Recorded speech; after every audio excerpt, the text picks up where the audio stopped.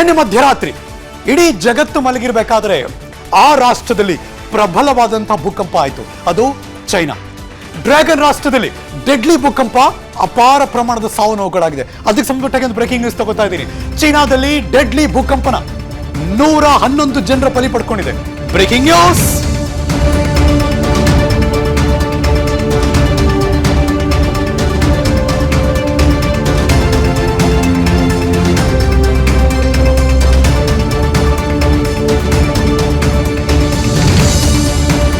North west ಭಾಗದಲ್ಲಿ ಪ್ರಬಲವಾಗಿ ಚೀನಾದಲ್ಲಿ ಈ ಭೂಕಂಪ ಸಂಭವಿಸಿದೆ. ಮಧ್ಯರಾತ್ರಿ ಹೊತ್ತು ವಾಯುವ್ಯ ಚೀನಾದ ಗನ್ಸು ಅನ್ನೋ ಪ್ರದೇಶದಲ್ಲಿ ಡೆಡ್ಲಿ ಆಗಿ ಭೂಕಂಪನ ಆಯಿತು. ರಿಕ್ಟರ್ ಮಾಪಕದಲ್ಲಿ 6.2 ತೀವ್ರತೆ ದಾಖಲಾಗಿದೆ. ಸಿವಿಯರ್ ಅಪಾರ ದೊಡ್ಡ ಪ್ರಮಾಣದ ಭೂಕಂಪ ಇದು. 6.2 ಮ್ಯಾಗ್ನಿಟ್ಯೂಡ್ ಡೆಡ್ಲಿ ಭೂಕಂಪನದಿಂದ 230ಕ್ಕೂ ಹೆಚ್ಚು ಜನರಿಗೆ ಗಾಯ ಆಗಿದೆ.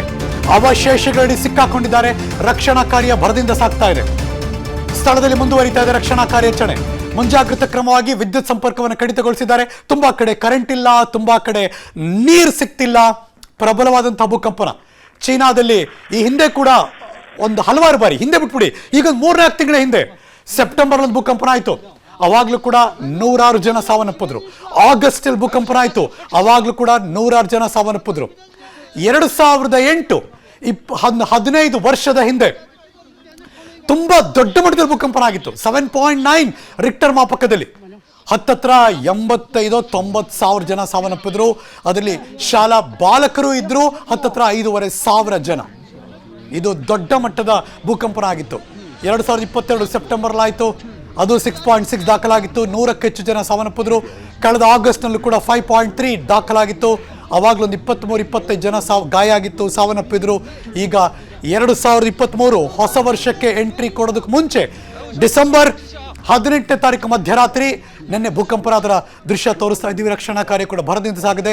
ಮತ್ತಷ್ಟು ಮಾಹಿತಿ ಪಡ್ಕೊಳ್ಳೋಣ. ನನ್ನ ಸಹೋದ್ಯೋಗಿ ದೆಹಲಿಯಿಂದ ವಿಕ್ರಮ್ ಕುಮಾರ್ ದೂರವಾಣಿ ಸಂಪರ್ಕದಲ್ಲಿದ್ದಾರೆ. ವಿಕ್ರಮ್, ನಮಸ್ಕಾರ. Good morning. Very good morning Harish. ಇದಕ್ಕೆ ಕಾರಣ ಏನು? ಈ ಪ್ರದೇಶದಲ್ಲೇ ಹಿಂದೆ ಆಗಿದೆಯಾ? ಇವಾಗ ಪರಿಸ್ಥಿತಿ ಹೇಗಿದೆ? ಹರೀಶ್, ಈ ಹೊಸ ವರ್ಷಕ್ಕೂ ಕೆಲವೇ ದಿನಗಳ ಮುಂಚೆ ಚೀನಾಕ್ಕೆ ಒಂದು ದೊಡ್ಡ ಆಘಾತ ಅಂತಾನೆ ಹೇಳ್ಬೋದು.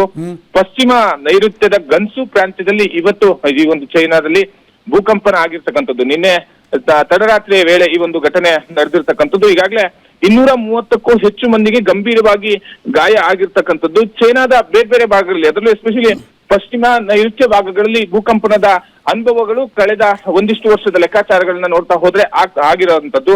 ಸೊ ಅಂದ್ರೆ ಇದೇ ಪ್ರದೇಶದಲ್ಲಿ ಗನ್ಸು ಪ್ರಾಂತ್ಯದಲ್ಲಿನೇ ಅಂತ ಅಲ್ಲ, ಅದರ ಅಕ್ಕಪಕ್ಕದ ಭಾಗ, ಒಟ್ಟು ಆ ಒಂದು ಪಶ್ಚಿಮ ಭಾಗದಲ್ಲಿ ಚೈನಾದಲ್ಲಿ ಈ ರೀತಿಯಂತ ಭೂಕಂಪನದ ಪ್ರಕರಣಗಳು ಜಾಸ್ತಿ. ಸೊ ನೋಡ್ತಾ ಹೋಗ್ಬೋದು. ನಿನ್ನೆ ಲೇ ಲಡಾಖ್ ನಲ್ಲೂ ಕೂಡ 5.7 ತೀವ್ರತೆಯ ಭೂಕಂಪನ ಆಗಿತ್ತು. ಅದರ ಕೇಂದ್ರ ಭಾಗ ಲೇ ಲಡಾಖೆ ಆಗಿತ್ತು. ಸೊ ಅದೇ ರೀತಿಯಲ್ಲಿ ಮತ್ತೆ ಮಧ್ಯರಾತ್ರಿ ವೇಳೆಗೆ ಈ ಒಂದು ಚೈನಾದಲ್ಲೂ ಕೂಡ ಈ ಭೂಕಂಪನ ಸಂಭವಿಸಿರ್ತಕ್ಕಂಥದ್ದು. ಮೊದಲೇ ಅಲರ್ಟ್ ಇತ್ತ ಏನಾದ್ರು? ಇಲ್ಲ ಹರೀಶ್, ಮೊದಲು ಅಂದ್ರೆ ಭೂಕಂಪನ ಆಗಬಹುದು ಅನ್ನೋ ಯಾವುದೇ ರೀತಿಯಂತ ಮುನ್ಸೂಚನೆಗಳು ಕೂಡ ಇರ್ಲಿಲ್ಲ. ಯಾಕಂದ್ರೆ ನಿನ್ನೆ ಇಲ್ಲಿ ಭಾರತದಲ್ಲಿ ಲೇ ಲಡಾಖ್ ನಲ್ಲೂ ಕೂಡ ಆಗಿರ್ತಕ್ಕಂಥ ಘಟನೆಯನ್ನ ನೋಡಿರ್ಬೋದು. ಆದ್ರೆ ನಿನ್ನೆ ಇಲ್ಲಿ ಯಾವುದೇ ರೀತಿಯಂತ ಪ್ರಾಣಾಪಾಯಗಳಾಗಿರ್ಲಿಲ್ಲ. ಆದ್ರೆ ಚೀನಾದಲ್ಲಿ ಈಗಾಗಲೇ 110ಕ್ಕೂ ಹೆಚ್ಚು ಜನರ ಸಾವಿಗೀಡಾಗಿರ್ತಕ್ಕಂಥದ್ದು. ಹಾಗೆ 230 ಜನರು ಕೂಡ ಗಂಭೀರವಾದಂತಹ ಗಾಯಗಳಾಗಿದೆ. ಅವ್ರನ್ನ ರಕ್ಷಣೆ ಮಾಡುವಂತಹ ಕೆಲಸಗಳು ಕೂಡ ನಡೀತಾ ಇರ್ತಕ್ಕಂಥದ್ದು. ಈಗಿರೋ ಮಾಹಿತಿಯ ಪ್ರಕಾರ ಒಂದು ಸಾವಿನ ಸಂಖ್ಯೆ ಮತ್ತಷ್ಟು ಹೆಚ್ಚಾಗಬಹುದು ಅನ್ನೋದು ಕೂಡ ವರದಿ ಆಗಿರ್ತಕ್ಕಂಥದ್ದು. Harish, thank you so much Vikram Kumar, ಈ ಕ್ಷಣದ ಮಾಹಿತಿಯನ್ನು ಅಪ್ಡೇಟ್ ಮಾಡಿದ್ದಕ್ಕೆ. ಅನುಕ್ಷಣದ ಸುದ್ದಿಗಳಿಗಾಗಿ Vistara news YouTube channel subscribe ಮಾಡಿ. ಹೊಸ ಸುದ್ದಿಗಳ ನೋಟಿಫಿಕೇಶನ್ಗಾಗಿ ಬೆಲ್ ಐಕಾನ್ ಕ್ಲಿಕ್ ಮಾಡಿ. ಲೇಟೆಸ್ಟ್ ಅಪ್ಡೇಟ್ಸ್ಗಾಗಿ www.vistaranews.com ವೆಬ್ಸೈಟ್ಗೆ ವಿಸಿಟ್ ಮಾಡಿ. ಅಂಗೈಯಲ್ಲೇ ಜಗತ್ತಿನ ಸುದ್ದಿ ತಿಳಿಯಲು Vistara news Kannada app download ಮಾಡಿ.